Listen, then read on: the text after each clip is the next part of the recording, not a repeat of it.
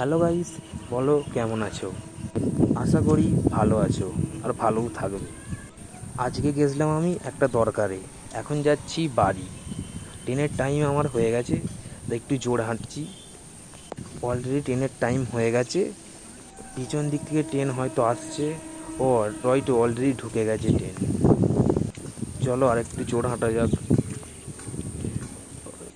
আমি ভাবলাম একটু তাড়াতাড়িই বেরোবো, কিন্তু লেট হয়ে গেল, তাই একটু তাড়াতাড়ি আসতে হলো। চলে আসছি। আমাদের কড লাইনে একটু ট্রেন লেটই করে, সেটা নয়, সবসময় লেট করে। আজকে একটু টাইমেই ট্রেনটা ঢুকেছে, তাই একটু তাড়াতাড়ি যেতে হচ্ছে। চলো, পিছন দিক থেকে ট্রেন এসে গেছে, আজাব।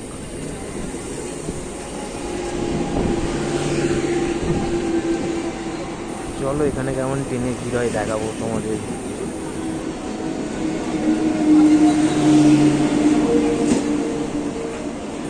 সরি, তোমাদের দেখাতে পারলাম না, ট্রেনে অতিরিক্ত ভিড় ছিল, তাই ভিডিও আর করতে পারলাম না।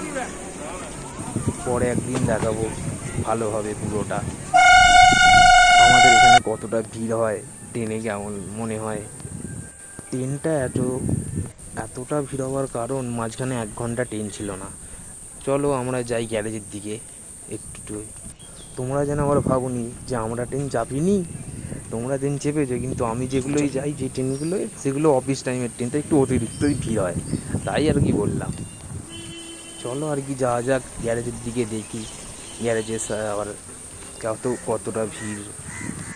1 ঘন্টা ট্রেন মাঝখানে ছিল না, মনেও ভালোই ভিড় হবে গ্যারেজে। চলো, গ্যারেজের সামনে আমরা অলরেডি এসে পড়েছি। ভিডিওটা যদি ভালো লাগে তাহলে তোমরা একটু লাইক সাবস্ক্রাইব করে দেবে।